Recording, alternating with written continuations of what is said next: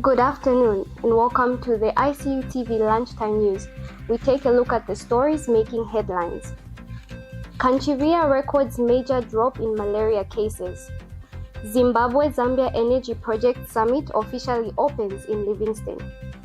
Finland strengthens support for Zambia's digital transformation. In international news, once in 300 years, rain hits Thai city as floods ravage Southeast Asia. In sports news, KATONGO gets first CHIPOLOPOLO call-up as SICHONE names provincial squad.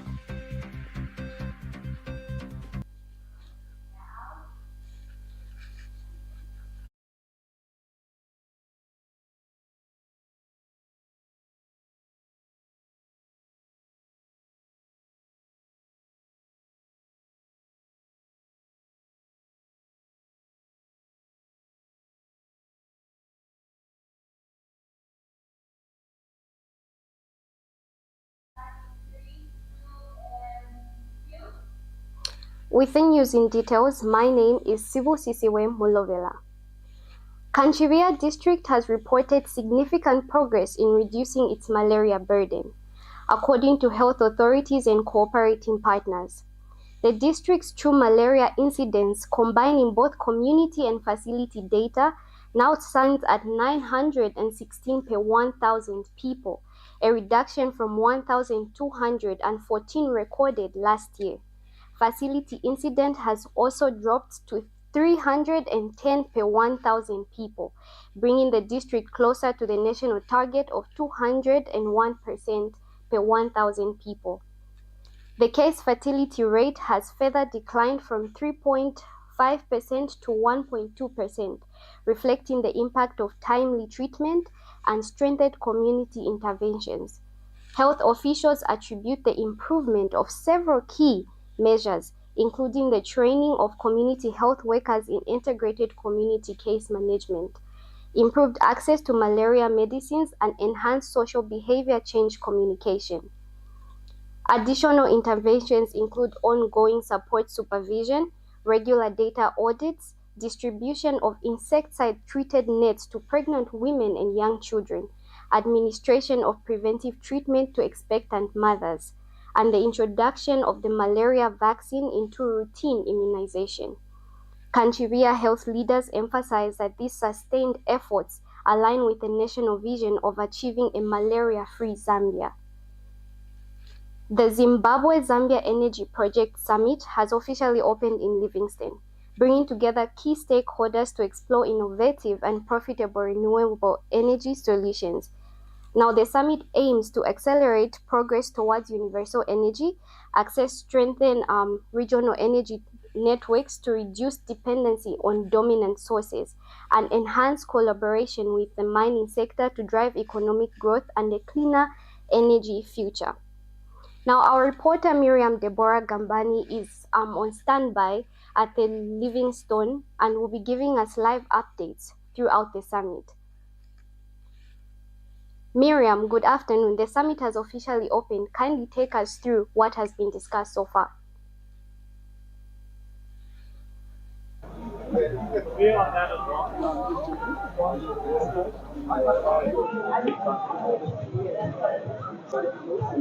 Well, Margaret, thank you so much for having me. The Zimbabwe-Zambia Energy Project Summit is set to commence tomorrow, the 26th of November 2025, right here at the Radisson Blue Hotel in Livingstone. And right now, the delegates are just getting to know each other. They're having their welcoming reception drinks, where they're just getting to interact with their fellow delegates so that they are set for tomorrow's event. But now, Margaret, following the success of the inaugural of the Zimbabwe-Zambia Energy Project Summit last year in Zimbabwe, this year's summit brings a unique platform for renewable energy development and the grid infrastructure, and also just to bring more access to both countries, which is Zimbabwe and Zambia. And this summit also, Margaret, is going to be a unique platform for Zambia and Zimbabwe to position themselves as good market renewable energy destinations on the African continent and the huge globe wide. And also this event is going to see the participation of the Minister of Energy, for Zambia, Mr. Chikote Makozo, and also the Minister of Energy and Power Development for Zimbabwe, Mr. Moyo Zulu. And this just shows how these two governments are interested in seeing that this sector is pushed, and they are putting more work to just see that it grows and it's also being put on the map. And as usual, I'll be giving you live updates right here in Livingstone. I'll be breaking down the tiny tips, everything that will be discussed here. I'll be breaking it down for our viewers. So for our viewers, they should stay tuned to ICU TV Facebook page and ICU TV News, as I will be bringing live updates. Thank you, ma'am. Thank you, Miriam. That was our reporter Miriam Deborah Gamani reporting live from Livingstone at the Zimbabwe-Zambia Energy Project Summit. She will continue to give us live updates on what is currently happening over there. Feel free to join us again during our main news at 20 hours, where she will continue to give us live highlights and insights on the summit. We now continue with the rest of the news. Finland has renewed its strong commitment to Zambia's digital transformation agenda under President Hakainde Hichilema. This follows a high-level meeting between Finnish members of parliament and Technology and Science Minister Felix Mutati, where both sides emphasized continued collaboration in digital health, governance, geosciences, and innovation. Minister Mutati said the engagement represents a major vote of confidence in Zambia's push for a modern, tech-driven public service. Over the past 5 years, Finland has played a significant role in strengthening Zambia's governance and digital systems. Support through European Union-funded twinning program has enhanced the work of the Anti-Corruption Commission and the Office of the Auditor General, improving transparency and public financial management. Finland has also backed data-driven development through high-resolution geophysical surveys, groundwater mapping, and the use of satellite-based tools in forestry management. A key highlight of the partnership is the telemedicine and AI health diagnostics pilot launched in 2024 and scored across 20 health facilities in 2025. The initiative, supported by Finnish technical expertise, is improving rural healthcare throughout remote diagnostics. Artificial intelligence supported clinical analysis and better connectivity. Finland has also contributed to social programs, including €500,000 investment in 2025 toward climate-resilient school feeding efforts. Finnish lawmakers praised Zambia's reform progress and expressed readiness to deepen cooperation in artificial intelligence governance, cybersecurity, digital public infrastructure, and youth innovation. Both countries agreed to formalize new cooperation frameworks in the months ahead, with the goal of ensuring technology becomes a driver of economic growth, job creation, and improved service delivery for all Zambians.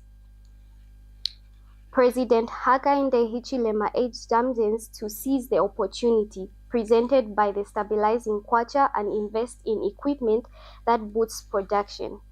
Speaking during a press briefing at State House, the president outlined key economic strides from mining sector growth and debt restructuring to expanded education, access, and job creation. Mishek Mufune has more in the following report. President Hakainde Hichilema has called on Zambians to take advantage of the stabilizing kwacha by importing machinery and equipment that can enhance local production. Businesses, take advantage of that. Import equipment for production. Import equipment, because it's now competitive for you. He says the country must move away from a culture of consumption and begin prioritizing investment and value creation. But don't import VXs. Mwebanand, import a solar panel that will give you, first, more income, and secondly, you employ people. Speaking during a press conference at State House today, President Hichilema outlined government's ongoing efforts to grow the economy, attract investment, and create more job opportunities. He noted that independent analysts have confirmed Zambia's strong investment potential, describing the nation as an emerging meeting point for international partners. The president also highlighted the progress made in the restructuring of the country's debt over the last 4 years, saying government has recorded significant achievements in that area. Turning to the mining sector, the president emphasized its central role in Zambia's economic transformation and said the industry is experiencing renewed growth with previously dormant mines restored and new ones under development. He explained that the substantial investments have been made in the sector. The president added that government has introduced measures to increase Zambia's participation in mining, including greater local ownership of mining companies. He said the local content law is now ensuring more opportunities for citizens within the mining value chain. He further stated that the entrepreneurship and supplier development programs are being promoted to create more jobs. He also called for the formalization of the mining activities to curb illegal operations and prevent environmental degradation. And it's possible to do that through safe mining. That's what we're doing. Legal mining, licenses, safe mining, so that the Ministry of Mines and others can now be engaged. Big mines have agreed to assist small-scale miners in mining safely in the nearby areas. We're working with them. So, on education, the president reaffirmed government's commitment to free education, which has seen 2.3 million children return to school. He said more bursaries, new allowances and skills training programs have been rolled out to support learners across the country. President Hichilema reported that over 100,000 jobs have been created in the public sector over the last 4 years. He stressed that recruitment has been conducted fairly and inclusively, cautioning against discrimination based on political affiliation or any other factors. The head of state also highlighted improvements in the administration of the Constituency Development Fund, CDF, noting that it is now accessible to all constituencies, unlike in the past when some regions were marginalized. Reporting for ICU TV in Lusaka, I am 6,000 African Development Community (SADC) countries have gathered in Chipata, Eastern Province for a regional symposium focusing on life skills and education. The meeting forms part of the HIV Knows No Bounds project, which seeks to enhance collaboration across member states in the areas of health and education. The symposium brings together policymakers, educators, and health officials to discuss strategies for equipping young people with essential life skills while strengthening regional cooperation to address HIV and related challenges. Speaking at the event, Eastern Province Minister Peter Piri, represented by Provincial Assistant Secretary Clement Chilebombo, highlighted that life skills and education are not just academic requirements, but are fundamental human rights that should be accessible to all. Participants pledged to continue working together to ensure the effective implementation of regional programs that protects young people's health, promote awareness and build capacity in education and life skills across the SADC region. We now take a break. Coming up in international news and sports news. Once in 300 rain hits Thai city as floods ravage Southeast Asia. Katongo gets first CHIPOLOPOLO call-up as SICHONE names provincial. Welcome to the Zambia Research and Development Center, an institution dedicated to national development through capacity building and community development. Established in 2007 by a group of professionals and lecturers, ZRDC has since become a hub of research and innovation in the country. Registered with the Ministry of Home Affairs under the Registrar of Societies, ZRDC pursues cutting-edge research to address pressing social and economic challenges. Get involved. ZRDC engages in activities that stimulate international collaboration, promote knowledge sharing, and make research expertise available to decision makers. Our mission at ZRDC is to foster innovation and capacity building for national development. We believe in addressing poverty and underdevelopment through institutional and capacity building, human empowerment, and gender participation. In our quest to foster innovation and capacity building for national development, ZRDC launched the ZRDC University Sponsorship for Capacity Building and Development Program to facilitate knowledge advancement among ZRDC researchers and those intending to join the research community. Qualified Zambian citizens can pursue education at credible universities in Zambia with guaranteed prospects of joining the ZRDC research community.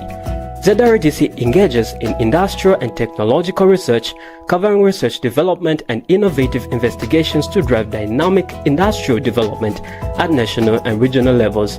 Join us at the Zambia Research and Development Center as we continue to innovate, empower, and shape a brighter future for Zambia. ZRDC, fostering innovation and capacity building for. In international news, parts of Thailand are battling record floods, which have killed at least 33 people and prompted authorities to deploy military ships and helicopters to support relief efforts.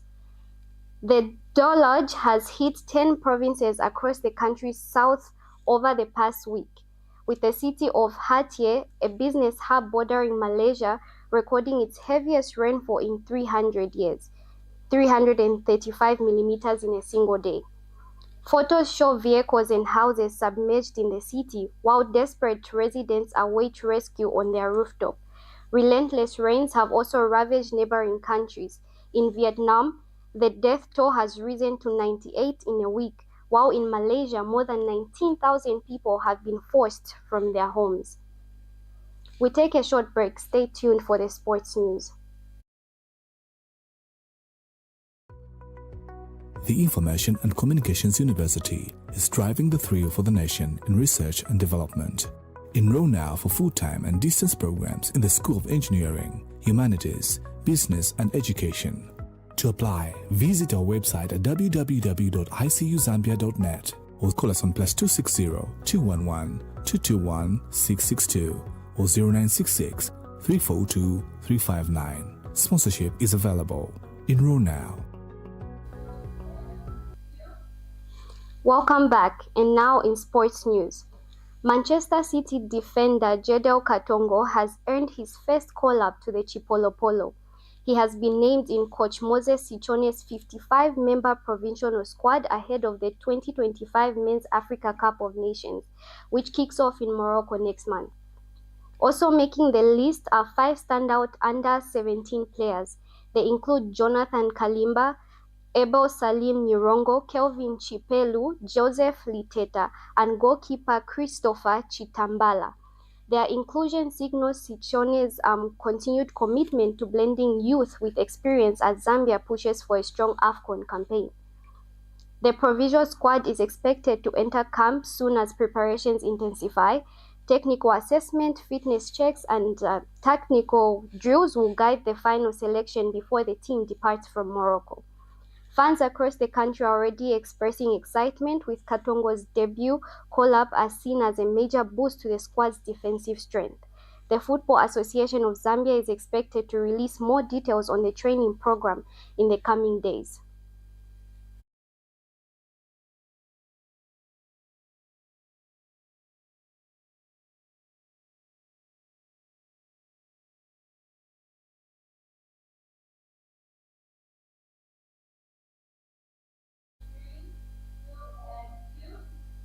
That sports item brings us to the end of the lunchtime news, but before we go, a quick recap of the headlines. KANCHIBIYA records major drop in malaria cases. Zimbabwe-Zambia Energy Project Summit officially opens in Livingstone. Finland strengthens support for Zambia's digital transformation. In international news, once in 300 years, rain hits Thai city as floods ravage Southeast Asia. In sports news, Katongo gets first CHIPOLOPOLO call-up as SICHONE names provincial squad. Thank you so much for watching the news. For more news updates, watch our main news at 20 hours.